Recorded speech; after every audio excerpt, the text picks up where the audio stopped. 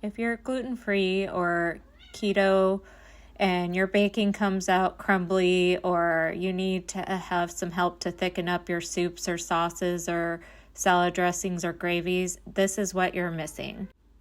It's just Xanthan Gum, and it's batch tested, gluten-free, non-GMO, and it's packaged right here in the USA. All wins for me. Just a tiny amount, usually just like 1/8 of a teaspoon, gives structure and fluff to almond flour, coconut flour, and other alternative flours so that there's no more dry, falling apart bread or cookies. And it's also an amazing thickening agent, and it doesn't require heat or have a weird taste. It's just smooth restaurant style texture.